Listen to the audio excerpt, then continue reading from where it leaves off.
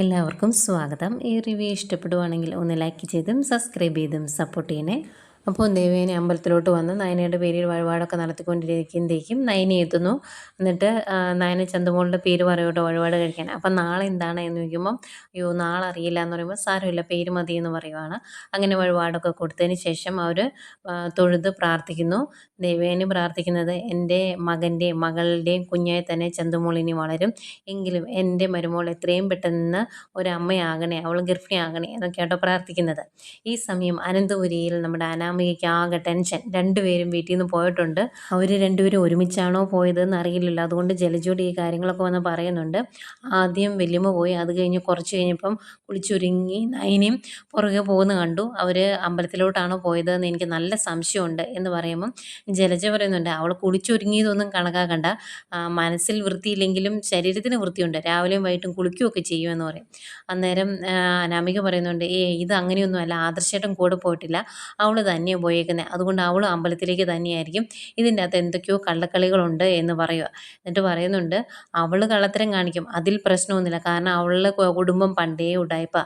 പക്ഷെ വല്യമ്മ അങ്ങനെയല്ലല്ലോ, വല്യമ്മ ഇനി അവളെ സ്നേഹിക്കുന്നുണ്ടെങ്കിൽ എനിക്കത് സഹിക്കാൻ പറ്റിയല്ല, അങ്ങനെയൊന്നും ചെയ്യുന്നില്ലാത്തതുകൊണ്ടാണ് വല്യമ്മ ഞാൻ ഇത്രയും കാലം സ്നേഹിച്ചത് എന്നിങ്ങനെ പറയുമ്പം ജലജ പറയുന്നുണ്ട് അയ്യോ അങ്ങനെ വിചാരിക്കേണ്ട കാര്യമൊന്നുമില്ല, അവരും ഒരു ഉടായ്പ് തന്നെയാണ്, അവരെത്രയോ തവണ ഞാൻ അനാഥയാണ് എന്ന് പറഞ്ഞ് എന്നെ കളിയാക്കിയിട്ടുണ്ടെന്ന് അറിയാവോ എന്നിങ്ങനെ പറയുമ്പം അനാമിക പറയുന്നുണ്ട് എങ്കിൽ ഇനി തൊട്ട് എനിക്ക് വല്യമ്മയെ സ്നേഹിക്കാൻ സാധിക്കത്തില്ല, അതുകൊണ്ട് തന്നെ ഇതിൻ്റെ അകത്ത് എന്തെങ്കിലും സത്യാവസ്ഥയുണ്ടോ എന്ന് നമുക്ക് നോക്കണമില്ല അപ്പച്ചി എന്ന് പറയുമ്പം ജലജ പറയുന്നുണ്ട് മോള് പറഞ്ഞ സ്ഥിതിക്ക് ഇതിൻ്റെ അകത്ത് എന്തെങ്കിലും സത്യാവസ്ഥയുണ്ടോ എന്ന് നമുക്ക് അന്വേഷിക്കാം എന്ന് പറയുവാണ്.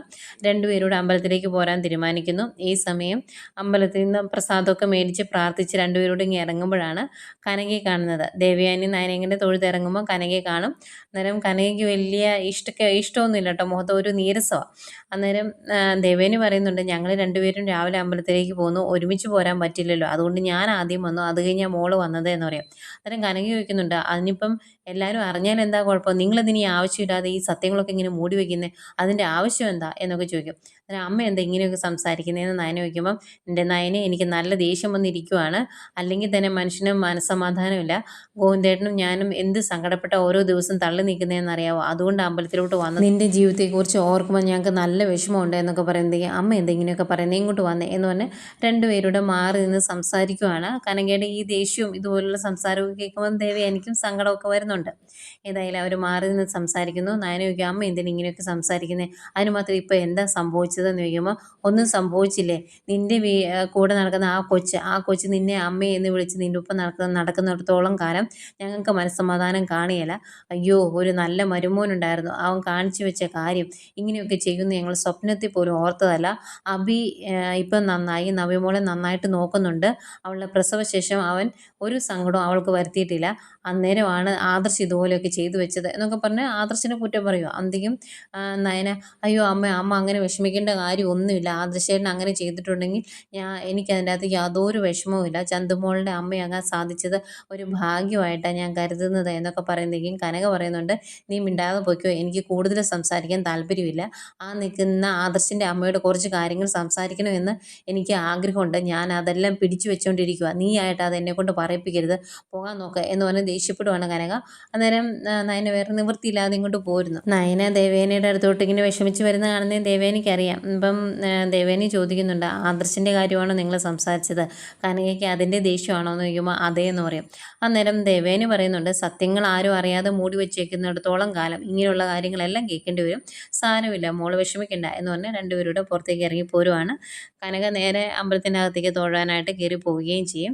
അങ്ങനെ രണ്ടുപേരോട് ഇറങ്ങി വരുന്ന സമയത്താണ് കറക്റ്റ് അനാമികയും ജലജയും കൂടെ അങ്ങോട്ട് വരുന്നത്. അവർ വണ്ടിയിൽ നിന്ന് ഇറങ്ങിയിട്ട് ചുറ്റും നോക്കുന്നു, ഫ്രണ്ടിലൊന്ന് നോക്കിയിട്ട് ബാക്കിലോട്ട് നോക്കിക്കൊണ്ടിരിക്കുന്ന സമയത്താണ് രണ്ടുപേരോട് ഇറങ്ങി വന്നെ. അധികം ദയ്യോ ദേ അപ്പച്ചിയും അനാമികയും എന്ന് പറഞ്ഞ് അകത്തോട്ട് തിരിച്ച് കയറി പോകും നയന അകത്തോട്ട് ചെല്ലുമ്പം കനക ചോദിക്കും എന്താ ഇങ്ങോട്ട് പോകുന്നത് പിന്നെയും എന്ന് ചോദിക്കും. അന്നേരം അല്ല ഞങ്ങൾ രണ്ടുപേരുടെ ഇറങ്ങാൻ തുടങ്ങിയപ്പോഴാണ് അപ്പച്ചിയും അനാമികയും കൂടെ വന്നത് എന്ന് പറയും. അങ്ങനെ അകത്ത് നിൽക്കുവാണ് നയന. ദേവയാനി കുറച്ച് നേരം അവിടെ ഒന്ന് സ്റ്റക്കായിട്ട് നിന്നിട്ട് പയ്യെ റോഡ് ക്രോസ് ചെയ്ത് അങ്ങോട്ട് ചെന്ന് കഴിയുമ്പോഴത്തേക്കും ജലജ പറയുന്നുണ്ട് അതെ ഇനി ഞങ്ങളെ പറ്റിക്കാനൊന്നും നോക്കണ്ട, രണ്ടുപേരോട് ഒരുമിച്ചാണ് അമ്പലത്തിലോട്ട് വന്നത് എന്ന് ഞങ്ങൾക്ക് മനസ്സിലായി എന്ന് പറയും. അന്നേരം ദേവേനി ചോദിക്കും ആരുടെ കാര്യമാണ് നിങ്ങൾ ഈ പറയുന്നതെന്ന് ചോദിക്കുമ്പോൾ ഓ ഏട്ടത്തിക്ക് അറിയത്തില്ലേ, ഏട്ടത്തിയുടെ മരുമോളും അമ്പലത്തിലോട്ട് വന്നിട്ടില്ലേ എന്ന് ചോദിക്കും. അന്നേരം ദേവയാനി പറയുന്നുണ്ട്, അതൊന്നും എനിക്കറിയത്തില്ല, അവള് വന്നത് അവളുടെ അമ്മ വിളിച്ചിട്ടായിരിക്കും, അകത്ത് അവളുടെ അമ്മയുണ്ട്, ഞാൻ അവളുടെ കൂടെ വന്നതൊന്നുമല്ല എന്ന് പറയും. എന്നിട്ട് ചോദിക്കുന്നുണ്ട്, ഇത് ചെക്ക് ചെയ്യാൻ വേണ്ടിയാണോ രണ്ടുപേരുടെ രാവിലെ ഇങ്ങോട്ട് പോകുന്നത് എന്ന് ചോദിക്കുമ്പോൾ അനാമിക പറയും, അങ്ങനെയൊന്നുമല്ല, അപ്പച്ചിക്ക് അമ്പലത്തിൽ വന്നം തൊഴണം എന്നൊക്കെ പറഞ്ഞു, അതുകൊണ്ട് ഞാൻ കൂട്ട് വന്നതാന്ന് പറയുമ്പോൾ, ആണോ എങ്കിൽ രണ്ടുപേരുടെ തൊഴുതിട്ട് പോകാൻ നോക്കുക, എൻ്റെ പുറകെ നടക്കാതെ എന്ന് പറഞ്ഞിട്ട് ഇച്ചിരി ഗൗരവത്തിൽ ദേവയാനി വണ്ടി കയറി ഇങ്ങ് പോരുവാണ്. പോന്നു കഴിയുമ്പോഴേക്കും ജലജ, ഇതിലെന്തോ കള്ളത്തരമുണ്ട് മോളെ, അകത്തൊന്ന് കയറി നോക്കണം, അവളും അവളുടെ അമ്മയും വന്നിട്ടുണ്ടോ എന്ന്, മോളൂടെ വാ എന്ന് പറയുമ്പം അനാമിക പറയുന്നുണ്ട്, എനിക്കിപ്പോൾ വലിയ വിശ്വാസമൊന്നുമില്ല ഈശ്വരനിൽ, അതുകൊണ്ട് ഞാൻ ഇവിടെ നിന്നോളാം എന്ന് പറയും. അന്നേരം ജലജ, അത് സാരമില്ല, ഇതിൻ്റെ ഫ്രണ്ടിൽ വരെ വന്നതല്ലേ, ഇനി നമുക്കൊന്ന് അകത്ത് കയറിയിട്ട് പോകാമെന്ന് പറഞ്ഞ് നിർബന്ധിക്കുന്നുണ്ട്. പക്ഷെ അനാമിക പോകുന്നില്ല. അപ്പച്ചി പോയി തൊഴുതിട്ട് വാ, ഞാൻ ഇവിടെ നിന്ന് തൊഴുതോളാം എന്ന് പറഞ്ഞാൽ അവിടെ തന്നെ നിൽക്കുവാണ് അനാമിക. അങ്ങനെ ജലജ അകത്തോട്ട് ചെല്ലുമ്പം അകത്ത് നയനയും കനകയും നിൽപ്പുണ്ട്. അന്നേരം ജലജ ചോദിക്കുന്നുണ്ട്, ഇനിയിപ്പം മരുമോനെ പറ്റി ചർച്ച ചെയ്യാൻ വേണ്ടിയാണ് 3 പേരൂടെ ഇവിടെ സംഗമിച്ചത് എന്ന് ചോദിക്കും. അന്നേരം കനക പറയുന്നുണ്ട്, ഞാൻ ആരെപ്പറ്റി ചർച്ച ചെയ്യാൻ ഒന്നും അല്ല ഇങ്ങോട്ട് വന്നത്, എനിക്ക് തൊഴണം തോന്നി, അതുകൊണ്ട് ഞാൻ വന്നതാണ് എന്ന് പറയും. അന്നേരം ജലജ പറയുന്നുണ്ട്, ഇപ്പോൾ അനന്തപുരി നടക്കുന്ന കാര്യങ്ങൾ എന്തൊക്കെയാണെന്ന് നിങ്ങൾക്കറിയാലോ, ഇവളുടെ ഭർത്താവ് ചെയ്തു വെച്ചേക്കുന്നത് എന്താണ് എന്നൊക്കെ കനകയ്ക്ക് അറിയാലോ. എൻ്റെ മകൻ പോലും ചെയ്യാൻ മടിക്കുന്ന കാര്യമാണ് അവൻ ചെയ്തേക്കുന്നത്. അവന് വിവാഹത്തിന് മുമ്പേ ബന്ധമുണ്ട്, അതുകൊണ്ടാണല്ലോ 5 വയസ്സുള്ള ഒരു കുട്ടി ഇപ്പം അനന്തപുരിയിൽ ഇരിക്കുന്നത്. ആ കുട്ടിയെ വളർത്തുന്ന കാര്യം ഓർത്ത് ഇവൾക്ക് നല്ല വിഷമമുണ്ട് എന്ന് ഞങ്ങൾക്കറിയാം.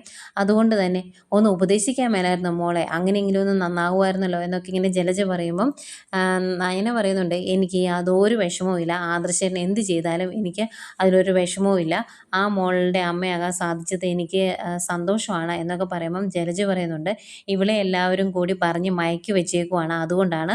ഇനിയിപ്പോൾ പറഞ്ഞിട്ട് കാര്യമൊന്നുമില്ല, പിന്നെ ചന്തുവിൻ്റെ അമ്മയാകുന്നതിൽ നിനക്ക് നല്ല സങ്കടമുണ്ടെന്ന് ഞങ്ങൾക്കറിയാം, അത് അങ്ങനെയല്ല എങ്കിൽ നിനക്ക് ഈ ദേവിയെ വിളിച്ച് സത്യം ചെയ്യാൻ പറ്റുമോ എന്ന് ചോദിക്കും.